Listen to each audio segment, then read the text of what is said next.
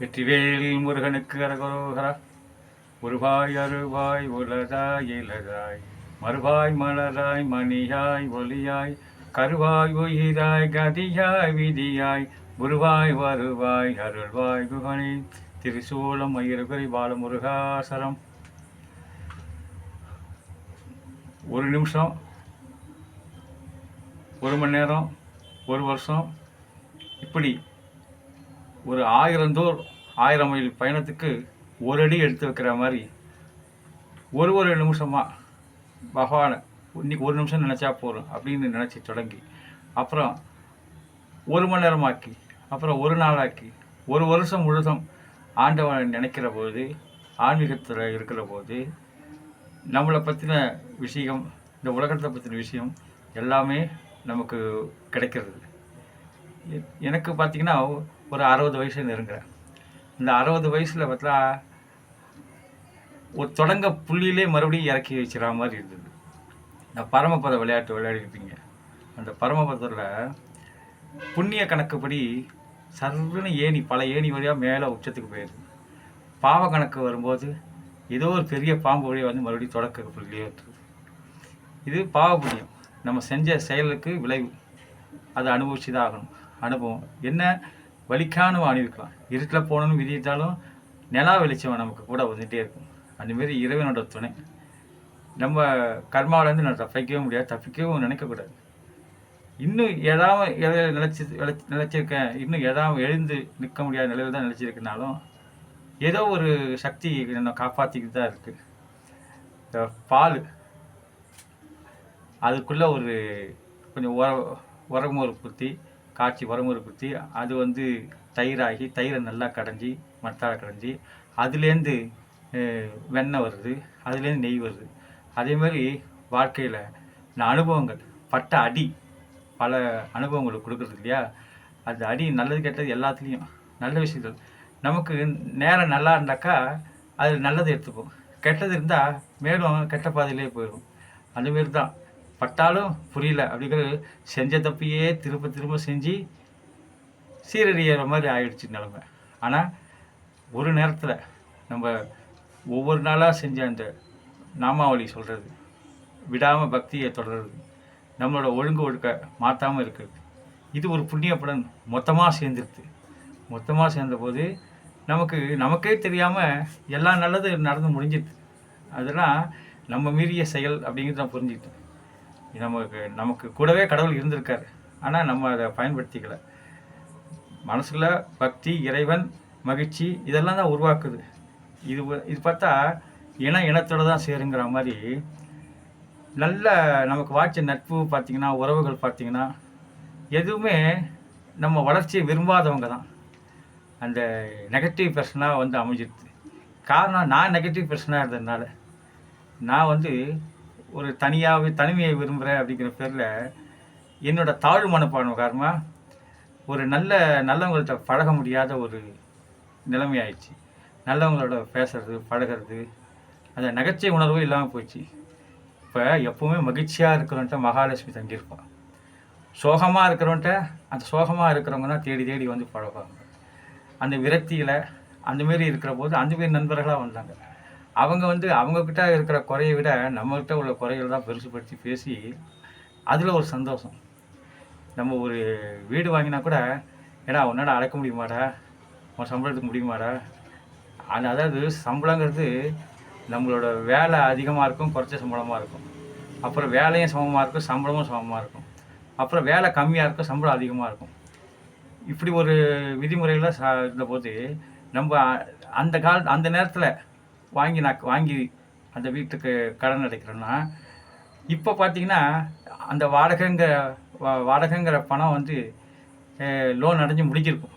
ஆனால் இப்போ வாடகையே அந்த இஎம்ஐ கட்டுற அளவுக்கு 15,000 16,000 அது நம்மளுடைய வருமானத்துக்கு மீறி எல்லை கடந்து ஒரு வீடு காலி பண்ணுறதுனாலும், ஒரு வீடு பிடிச்சி அதில் வாடகை கொடுக்கறது, அட்வான்ஸ் கொடுக்கறது, அங்கே தங்கி இருக்கிறது எவ்வளோ கொடுமைன்னு வாடகையில் இருக்கிறவங்களாம் தெரியுங்கிறது அப்போ தான் புரிஞ்சுது. அதாவது நம்மக்கிட்ட கையில் இருக்கிற போது அதோட அருமை தெரியல. எந்த விஷயமா இருந்தாலும் எல்லாமே நான் இருக்கிற எல்லாத்தையும் எதோட போய் அதோட அருமை நமக்கு தெரியறதில்லை. அது இழந்த பிறகு தான் அடாரா அப்படி இருக்கணும். ஆனால் அப்படி சுணங்கிடக்கூடாது. நமக்கு ஏதோ ஒரு சக்தி நம்ம கொடுத்தது, ஏதோ ஒரு சக்தி வரும். நம்மளோட பூர்வ ஜென்ம பலன், அது புண்ணியத்தின் காரணமாக நம்மகிட்ட இருந்து எப்பவுமே யாரையாவது சபிச்சாலோ, யாரையாவது சண்டை போட்டாலோ, யாருக்காவது துரோகம் நினைச்சாலோ, யாராவது தீங்கு நினைச்சாலோ, அதோட பலன் வந்தால் வாழ்க்கையில் அந்த யாரையா தப்பாக நினச்சி திட்டி விட்டா கூட வாழ்க்கையில் ஒரு வட்டம் தானே, நிச்சயமாக நம்மளை தாக்காமல் போகாது. அது பரிபூர்ணமாக நான் உணர்ந்துக்கிட்டேன். ஏன்னா சின்ன வயசில் ஏற்பட்ட விஷயங்கள் வந்து நமக்கு நெகட்டிவாக தோணுச்சு. அப்புறம் வளர வளர தான் கொஞ்சம் இப்போ தான் தோணுதே தவிர, ஆனால் இப்பவும் வாழ்க்கை மறுபடியும் தொடங்குற மாதிரி தொடங்கிடுச்சு. அப்போ தான் செஞ்சது தர்மத்தை போதிக்கணும், தர்மத்தை சொல்லி ஆகணும், நம்மளை மாதிரி யாரும் கஷ்டப்படக்கூடாது, நம்மளை யாரும் வீழ்ந்துடக்கூடாது அப்படின்னு அவங்களுக்கெல்லாம் ஒரு அறிவுரையாக இருக்கலாம். பிறர் குற்றங்கள்லாம் நம்ம பாடங்கிற மாதிரி என்னுடைய வாழ்க்கையே பலருக்கு பாடமாக இருக்கலாம். என்னுடைய வாழ்க்கையில் நான் சந்தித்த அனுபவங்கள், அந்த அனுபவங்கள் விளைவுகள், இதெல்லாம் மற்றவங்களுக்கு பாடமாக இருக்கலாம். அதுலேருந்து தங்களோட துன்பத்தை தவிர்த்துக்கலாம், மீண்டு வரலாம். அதாவது எப்பவுமே மற்றவங்களை குறை சொல்லிடக்கூடாது, மற்றவங்கள்ட்ட குற்றம் பார்க்கக்கூடாது, அதை எதையும் நியாயப்பட்டுக்கூடாது. நம்ம செஞ்சதை தான் நியாயம்னு சொல்லக்கூடாது, பிடிவாதமாக இருக்கக்கூடாது. நம்மக்கிட்ட உள்ள தப்பை உணர்ந்துட்டோன்னா அது தப்புன்னு ஒத்துண்டாகணும். அந்த தப்பை ஒத்துக்கிறதுக்கே ஒரு தைரியம் வேணும் இல்லையா? ஏன்னா தப்பை அந்த அகம்பாவம் இருந்ததுன்னா தப்பை ஒத்துக்க முடியாது. இப்போ நம்ம பொருள் முள்ளாக திருச்சூலம் முருகன் சரணாகதி ஆயிடுச்சு. நம்மக்கிட்ட ஒன்றும் அந்த ஒரு பெரிய பொய்யான ஒரு இது கிடையாது. நமக்கு வந்து தெரியும் நம்ம நிலமை இல்லை, நம்ம யார் நம்ம நிலமை என்ன புரிஞ்சிருது. என்னோடய பொறுமையின்மை கூட பல நேரங்களில் அவசரப்படுத்த வச்சு நமக்கு திக்குமுக்காட வச்சுது. அதாவது ஒரு தொலைநோக்கு பார்வை இல்லாமல் இந்த பொறுமை இல்லாமல் காரணமாக டப்புன்னு முடிவெடுத்து சொல்ல கேட்பார் பேச்சு கேட்டு கிளிப்புள்ள மாதிரி அது செஞ்ச தப்பையே திருப்பி செய்கிற மாதிரி மாறிடுது. அப்போ கடன் வாங்கவும் கூடாது, கொடுக்கவும் கூடாது தெரியும். ஆனால் சரியான நபர்கிட்ட கடன் கொடுத்து மீட்க முடியாமல் எல்லாத்தையும் ஒரு இழக்கிற மாதிரி ஒரு சூழ்நிலை ஆயிடுச்சு. அது வந்து பொறுப்பின்மை. நம்ம வந்து இதை செய்கிறோமே, இந்த செயனால் என்னென்ன பலன் வரும், விளைவு வரும், அந்த பொறுப்பு கிடையாது. நம்மளை நம்பி ஒரு குடும்பம் இருக்குது அப்படிங்கிற ஒரு தாட்டே வரல, நினைப்பே வரல. ஏதோ சித்தம்போக்கு சிவம்போக்குன்னு நம்ம போக்கில் போனதுனால விளைவாக முடிவெடுக்கிற திறமை இல்லை. எல்லா புஸ்தகமும் வாசிக்கிறோம், எல்லா புஸ்தகம் நல்ல புஸ்தகங்களாக வாசிக்கிறோம். ஆனால் சமயத்தில் ஞாபகத்துக்கு வர மாட்டேங்குது. நம்ம செயலில் இருக்கும்போது அந்த எல்லா நீதி நூல்கள், எல்லா நியாய நூல்கள், எல்லா சட்ட நூல்கள் எல்லாமே நான் எல்லா புக்கும் படிப்பேன். ஆனால் ஞாபகத்துக்கு வர மாட்டேங்குது. அதுதானே விதிங்கிறது. அது வந்து யாரோட பெற்றவங்க செஞ்ச பாவத்தோட பலனா, இல்லை நான் செஞ்ச பாவத்தோட பலனா, அதெல்லாம் சொல்ல முடியாது. யாரையும் குறை சொல்லக்கூடாது. நமக்கு இல்லை. ஆனால் இது இந்த எந்த தவறுனால இந்த தீமையெல்லாம் வந்துட்டு சொல்கிறதுனால அந்த தவறை யாரும் செய்யாமல் இருப்பாங்களே. கடன் வாங்கக்கூடாது, பொறுமையாக இருக்கணும், பொறுப்பாக இருக்கணும், இது தவிர முடிவெடுக்கணும், சரியான முடிவெடுக்கணும், தொலைநோக்கு சிந்தனையில் முடிவெடுக்கணும், இந்த நிதானம் இல்லாமல் இருக்கணும், நம்மகிட்ட உண்மை இருக்கணும். பல நேரங்களில் நான் உண்மையை தவறு விட்டுருப்பேன் போல தெரிகிறது. உண்மை இருக்கணும், நிதானத்தையும் தவறு விட்டுருக்கேன். இந்த சகிப்புத்தன்மையும் இல்லை. சில நேரங்கள் சங்கடங்களை சகிச்சுன்னா போகணும், தூக்கி எறிஞ்சிட்டு அப்படியே வந்துடுறதுக்கு எதாக இருந்தாலும் அது கூட என்னோடய பலவீனமாக இருக்குது. இப்போ வீடு, நிலம், நகை, சொத்து எல்லாமே வாங்கு சக்தி கிடைச்சிது. அந்த வாங்கினாலும் அது கஷ்டப்படாமல் வாங்கிட்டேன். படையப்பாளர் ரஜினி சொல்கிற மாதிரி வாழ்க்கையில் கஷ்டப்படாமல் எதுவும் கிடைக்காது, அப்படி கிடைச்சா நிலைக்காதுமா. அதுமாரி கஷ்டப்படாமல் இலகுவாக கிடைச்சினால அதோட இது தெரியல, அதோட வீரியம் தெரியல. அந்த சோகமாக வாழ்க்கை கிடைச்சதுனால ரொம்ப சிறுபிள்ளைத்தனமாக அது எல்லாத்தையும் அப்படி விட்டுட்டேன். என்ன வேலை பண்ணுறது? ஆனால் யாரும் அதுமாரி விடக்கூடாது. கஷ்டப்பட்டு கிடச்சின்னா அதை கஷ்டப்பட்டு காப்பாற்றி தான் ஆகணும்.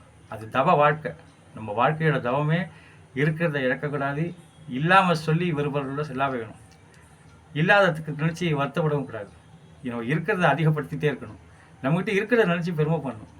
அதெல்லாம் நமக்கு எனது வாழ்வே பிறகு பாடமாக இருக்கட்டும் தான் இந்த விஷயத்தை வேறு வழியில் சொல்கிறேன். அதுமாரி உலகத்தில் உருவான எல்லா உயிரினங்களும் இறைவனோட சுப்ரீம் பவரில் தான் இயங்கிட்டு இருக்குது. அவங்கள தான் வாழ்ந்து இப்படி வாழ்ந்து வருது.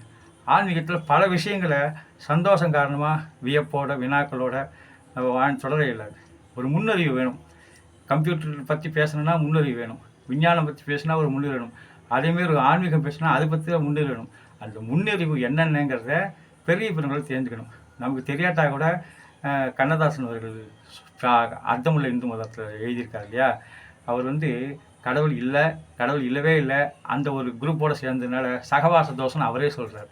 இந்த கம்பராமாயணத்தை எரிக்கணுங்கிற போது இந்த கம்பராமாயணத்தில் அப்படி என்ன இருக்குது அப்படின்னு அவர் படிக்கிற போது தான் அந்த தமிழ் கம்பரோட இறை இலக்கியம், ராமாயணம், மகாபாரதம், திருவாசகம், தேவாரம், அவர் ஒரு திருப்புகை எல்லாத்தையும் அவர் படிக்காத தமிழ் நூலே இல்லை. அப்போ தமிழில் இவ்வளோ அற்புதமான பொக்கிஷங்கள் இருக்கே, தமிழை வளர்க்குறேன்னு சொல்லி இந்த தமிழெல்லாம் அழிக்குன்னு நினைக்கிறாங்களே அப்படிங்கிற அவருக்கு ஒரு வீரியம் எழுந்துச்சு. அப்போ தான் விலகி வந்துடுறாரு, ஆன்மீக பாதையில் வந்துடுறாரு. முழுசாக ஆன்மீக பாதையில் வந்து கண்ணன் மேலே பாட்டு நிறைய எழுதுறாரு, பல தத்துவ பாட்டுலாம் எழுதுறாரு. இன்றைக்கி அவர் தத்துவத்துக்கு இடம் யாருமே சொல்ல முடியாது, அப்படி வாழ்ந்த ஒரு மகான் தான் கண்ணதாசன். அதேமாரி ஒரு இன்னொரு பேச்சாளர்னா அது கம்பவாரதி இலங்கை ஜெயராஜ். அவரோட பார்த்தோன்னா அவரோட ஆன்மீகம் இருக்கும், மக்கள் நலன் அக்கறை இருக்கும், மக்களோட சரியாக நடத்திட்டு போகிற ஒரு பேச்சாளர். அவர் நமக்கெல்லாம் கிடைச்ச பொக்கிஷம். அவரோட பல பேச்சுக்களாக கூட எல்லாம் கேட்கணும். அவர் வேதத்தை வந்து அவ்வளோ உயர்வாக சொல்கிறாரு. வேதங்கள் வந்து சில பேர் என்ன சொன்னாங்க, ஒரு மொத்தமே 26,000 பேர் தான் செலுத்தி வச்சுருக்கிறாங்க வேதத்தை, அது இருந்தானே இல்லாட்டா என்ன அப்படிங்கும். அது வந்து உலகம் என்பும் ஒரே மொழி, பக்தி பேசும் அது தெய்வ மொழி. அந்த மொழி மூலம் பல அதிர்களை, எந்த மொழியும் நஷ்டம் கிடையாது, எந்த மொழியும் கஷ்டம் கிடையாது, எந்த மொழியும் தாழ்வானது இல்லை. அது எவ்வளவு ரிஷிகள் பேசுறதுக்கு இலக்கணமாக இருக்கிறது எல்லாத்தையும் எழுதி உருவாக்கியிருக்காங்களே. ஒரு மனுஷனால் ஆக்கிறது கஷ்டம் தானே, அழிக்கிறது ஈஸி. அதை அழிக்கிறதுக்கு இவ்வளோ பாடுபடுறாங்களே மக்கள், ஏன்னு தெரியல. அப்படி ஒன்றும் உலகத்தை ஃபுல்லாக கட்டுப்பாட்டில் வச்சு அடிமைப்படுத்தி கொடுமைப்படுத்திலாம் பண்ணலை இந்த சமஸ்கிருத மொழி பேசுகிறவங்களால. அவங்க மூலம் இறைத்தன்மை வளர்ந்துருக்கு, இறை உணர்வு வளர்ந்துருக்கு, ஆலயங்கள் வளர்ந்துருக்கு, ஆலயங்கள் மூலமாக பல ஒழுக்கங்கள் வளர்ந்துருக்கு, கிராமங்கள் வளர்ந்துருக்கு, நல்லபடியாக தான் இருந்திருக்கு. இந்த நம்மளோட இந்திய வாழ்க்கையை கொடுமையாக இது பண்ணுறதுக்காக தான் மற்ற மதங்கள் வந்து தவறாக போகுது. இன்றைக்கி பல ஒழுக்கக்கேடு தான் நடக்கிறது, கொலை கற்பழிப்பு, நல்ல விஷயம் சொல்லவே முடியாது, வார்த்தையில் சொல்ல பூசுது. அதுமாரி நடக்கிறதுக்கு காரணமே ஆன்மீக பாதையை விட்டு விலகினது தான். அதனால் மொழியெல்லாம் இது சொல்கிறாரு, ஒரு பின்பற்ற எளிதாக இருக்கும் அப்படின்னு சொல்லிட்டு இந்த தவறான பாதையை ஈஸியாக போகிறாங்க. மது போதைப் பொருளாக இந்த மனித குலம் நல்லா தேஞ்சு வருதுங்கிறது கூட உண்மை. மறுபடியும் இதை மீட்டெடுக்கணும், தர்மத்தை காப்பாற்றணும்னா நல்லவங்களாம் ஒன்று சேர்ந்துடணும். ஒன்று சேர்ந்து நல்ல கருத்துக்களை தெரிஞ்ச வேலையில் பரப்பணும், சொல்கிறவங்கள ஊக்குவிக்கணும். மக்களை எப்போது தர்ம வழியில், ஆன்மீக பாதையில், பக்தி மார்க்கத்தில் இழுத்து வர வேண்டிய கட்டாயம் ஒவ்வொரு நல்லவங்களுக்கும் உள்ளது. இப்போ இது வந்து இதை செய்கிறதுனால எல்லாருக்கும் ஒரு புண்ணியத்தை இப்போ ஒரு பக்கத்தில் ஒரு கோயில் இருக்குன்னா, நான் சொன்னேன் இல்லையா, என்னோடய வாழ்க்கை பாருங்க, ஒரு நிமிஷம் டெய்லி கோயிலுக்கு வந்துட்டு போகணும், ஒரு மணி நேரம் டெய்லி சாமிகிட்ட நிற்கணும், ஒரு நாள் டெய்லி சாமிக்காக சேவை செய்யணும், ஒரு வருஷம் டெய்லிக்க அந்த தியாக உணர்வை மதிக்கணும். இந்த ஆன்மீக பாதையில் இந்த உலகம் நீடிச்சு நிலச்சி வாழணும்.